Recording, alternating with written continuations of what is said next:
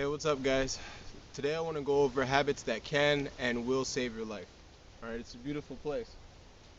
It really is, but Earth's no playground. Alright, so you first want to think about your core body temperature, water, and food. And around those three things, you want to think PRP, which is preparation, resources, and prioritize. You want to prepare in advance for any of those situations or any time that your core body temperature might be compromised, or access to a water source might be compromised, or if your access to food resources are compromised. You want to go over resources, evaluate your tools and equipment, what it is that you have to maintain or endure or sustain. All right, and you also want to prioritize. So if you're in a situation where you're lost, or if you're injured, or if it's nighttime, the sun's going down, if you're wet, if you're borderline hypothermic, if you're dehydrating, if you're hyperthermic, there's all those situations that you want to prioritize to make sure that you can maintain and get your core body temperature back, or eat, or get some water. So the next thing you want to make sure that you do is carry a basic survival kit at all times. Okay, it doesn't matter if it's 5-piece or if it's a 10-piece kit. Make sure that the size of it is hand carry or can fit in the size of your cargo pants, to make sure that if you ever get separated from your bag, that you always have it. Now in your bag you can carry better equipment, such as a saw, axe, or a machete, secure food with a fishing line and hooks, obviously. You'd want a fly fishing rod if it can fit. Also some casting nets, some small land traps, secure a small pot or a pan, a canteen, maybe a few weapons. Also a tarp or a mosquito net, and a first aid kit, and cover hygiene as well. So you want a little hygiene kit. So that's you cover those bases. You have basically everything that you need in your bag, and you have a survival kit with you in case you become separated from your bag. Also, stay calm in all situations. So if you're hypothermic, or if there's an injury, or if it's nighttime, if you're scared, if you're dehydrated, if you're in shock, any of those things, you need to stay calm. In terms of clothing, keep it simple for the most part. Definitely wear some waterproof boots if you can, some hiking waterproof boots, so that they're light and you can get around, do what you need to do.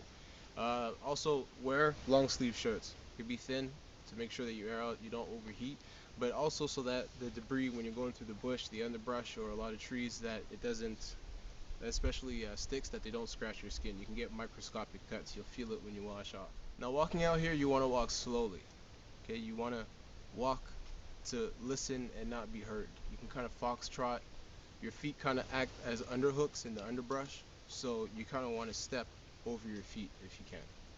Also, a good habit that can save your life is looking back, guys. Just checking in every direction to make sure that a predator's not following you and that you're not being hunted. Okay. Also, deliberate footing, okay, is key. So step on purpose to avoid mechanical injury. All right. Now, another thing is always travel with a weapon. I normally carry 2 handbats. Today I have with me 2 knives, so you could take that out and take this out at the same time, and at least you'd be good to go. So always carry a weapon with you.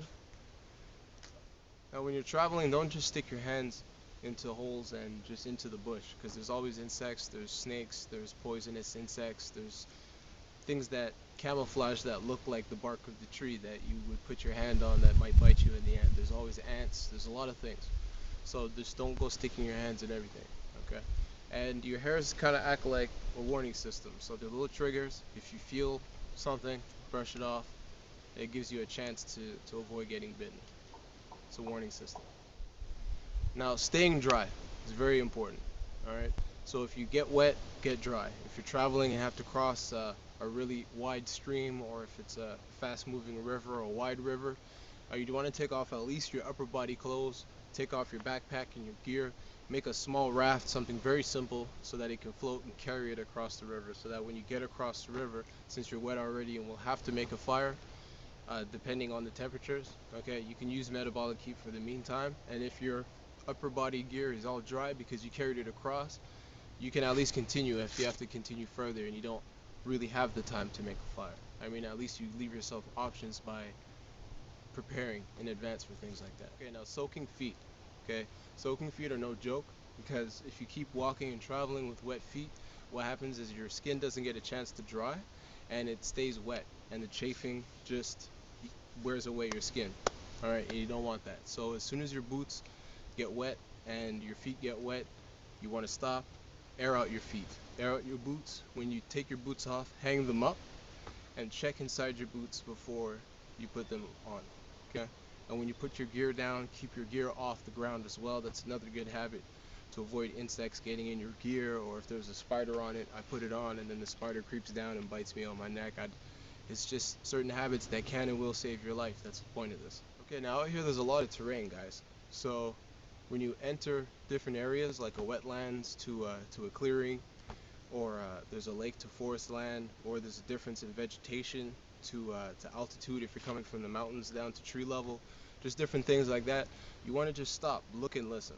All right, just for about 4 or 5 minutes. Even when you're going down to a river or collecting water, or if you've seen a kill while traveling and it's dead, and you know somebody just killed it and it's fresh, you want to stop, look, and listen for a moment, and then evaluate what you need to do. Go over your priorities. Now I want to go over food. Okay, if you don't know what it is, don't eat it. Okay, in terms of insects, I don't really eat insects, but if you do, if they're bright colored, don't eat them. Okay, if they look like they have a defense mechanism, like they're spiny or prickly or such things, then don't eat them either. Now, skinning and gutting food is a good habit to have because you will avoid ingesting any bacterial that are in the intestines or in the stomach, and if you do it well and gut it all in one piece, then you shouldn't contaminate the meat at all, which is excellent. Okay. Now, another good habit is to make sure that you wash your hands and wash underneath your fingernails, because if you're really good at trapping and you have a good consistency of a diet of meat, then you want to make sure that your fingernails don't rot off from any bacteria that you might have scraped off from the meat. Usually you should use a tool to do that as well. Okay. So, and keep the food away from your camp. That's another good habit to have that can and will save your life. So while you're sleeping, predators don't come around and might mistake you for food. Now, water, guys. Absolutely do not just drink stagnant water. Okay. Um, or running water for that matter. There's usually pathogens in it, and there's four kinds. There's bacteria, there's viruses, there's protozoan and parasites. And filtering can take care of chemical, okay? But boiling takes care of all the water pathogens. When you get your water, you want to always try to find a natural source to find it from that's already clean, or a clean water source. And if you can, filter that. Okay, and once that's filtered, you want to boil that. If you can't boil that, you want to pasteurize it, which is quick. It's heating it up at extreme temperatures, about 160 degrees, and you want to keep that at that temperature for about a half an hour to 45 minutes. And doing that kills the water pathogens. That's important, guys, because you don't want to end up sick. So if you're already dehydrated and you drink nasty water that's going to make you vomit and shit, then you're obviously going to get even more dehydrated. So it's kind of counterproductive, so to speak. So you don't want to do that. So also, when in doubt, don't do it. That's another good habit to do. So if it's something that you feel that you can't naturally take on, don't do it. If it's something you feel that you shouldn't touch, don't do it. If you shouldn't taste it, don't do it. If it's somewhere that you shouldn't go, you know. Also, respecting the animals is another habit. So respecting the animals, chances are you will avoid the situation that presents you to be prey. The rule of threes as well can also is another habit and way of thinking that can help you save your life, which is 3 minutes without air, 3 days without water, and 3 weeks without food is a general rule under regular circumstances. Also, you know, if you respect this place will respect you. Okay? So, and staying calm and having a good, optimistic, positive outlook should help you through. You want to look around you and you don't want to see havoc. You want to see solutions. You know, you want to see opportunity. And that's a good frame of mind. So that's a good habit to get into that psychology of just you belong to this place. Now don't travel in circles, guys. Okay, you want to pick a direction, keep it wide, not narrow, because you'll normally have obstacles. So a wide path, wide vision path will help you stay on straight.